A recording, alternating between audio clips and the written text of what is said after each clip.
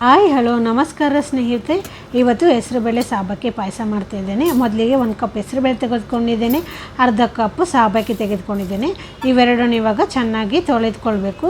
3 ಬಾರಿ ಚೆನ್ನಾಗಿ ತೊಳೆದುಕೊಂಡು ಅರ್ಧ ಗಂಟೆಗೆ ನೆನೆಗೆ ಬಿಡ್ತಾ ಇದ್ದೇನೆ. ಅರ್ಧ ಗಂಟೆ ನೆನೆದ ನಂತರ ಇದನ್ನು ಕುಕ್ಕರಿಗೆ ಹಾಕಿಕೊಳ್ತಾ ಇದ್ದೇನೆ.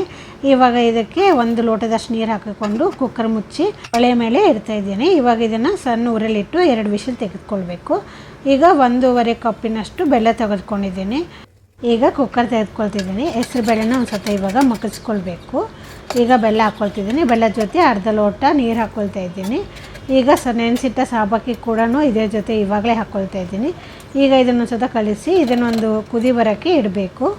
ಹೀಗೆ ಸಾಬಕ್ಕಿನ ಇದರಲ್ಲೇ ಬೇಯಿಸ್ಕೊಳ್ಳೋದು ಒಳ್ಳೆಯದು. ಬೆಲ್ಲ ಸಿಹಿ ಎಲ್ಲ ಹೀರ್ಕೊಳುತ್ತೆ ಕೂಡ ಸಾಬಕ್ಕಿ. ಈಗ ಕತ್ತರಿಸಿದ ಗೋಡಂಬಿ, ಬಾದಾಮಿ ಮತ್ತು ದ್ರಾಕ್ಷಿ ತೆಗೆದುಕೊಂಡಿದ್ದೇನೆ. ಇವಾಗ ಇದನ್ನು ಒಗ್ಗರಣೆ ಹಾಕೊಳ್ಳೋಣ. ಒಂದು ಕಡೆಗೆ ತುಪ್ಪ ಹಾಕ್ಕೊಂಡಿದ್ದೇನೆ. ತುಪ್ಪ ಕರಗಿದ ನಂತರ ಗೋಡಂಬಿ, ಬಾದಾಮಿ, ದ್ರಾಕ್ಷಿ ಎಲ್ಲನೂ ಹಾಕ್ಕೊಂಡು ಚೆನ್ನಾಗಿ ಕಂದು ಬಣ್ಣ ಬರೋವರೆಗೂ ಹುರ್ಕೊಳ್ಬೇಕು. ಇವಾಗ ಆಗಿದೆ ಇದನ್ನು ಪಾಯಸಕ್ಕೆ ಹಾಕ್ಕೊಳ್ಳೋಣ. ಈಗ ಇದೊಂದು ಸತ ಕುದಿಯಕ್ಕೆ ಬಿಡಬೇಕು. ಯಾವಾಗಲೂ ಬೆಲ್ಲದ ಪಾಯಸ ಮಾಡಿದಾಗ ಹಾಲು ಹಾಕಿದಾಗ ಪಾಯಸ ಹೊಡಿಯುತ್ತೆ ಅಂತಾದರೆ ಏನು ಮಿಸ್ಟೇಕ್ ಮಾಡ್ತಿದ್ದೀರಾ ಅಂತಂದರೆ, ಬಿಸಿ ಪಾಯಸಕ್ಕೆ ಬಿಸಿ ಹಾಲು ಹಾಕ್ತಿದ್ದೀರಾ, ಅದಕ್ಕೆ ಹಾಲು ಹೊಡಿಯುತ್ತೆ.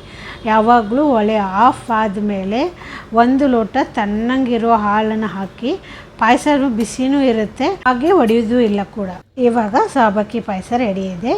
ಇದು ಇವಾಗ ಬಿಸಿ ಹೊತ್ತಿಗೆ ತೆಳ್ಳಂಗಿರುತ್ತೆ, ತಣ್ಣಂಗಾದ್ಮೇಲೆ ದಪ್ಪ ಆಗುತ್ತೆ. ಒಂದು ಸತ ಈ ಥರ ಪಾಯಸ ಮಾಡಿಕೊಂಡು ತಿನ್ನಿ, ಹೇಗಿದೆ ಅಂತ ಹೇಳಿ. ಓಕೆ, ಬಾಯ್.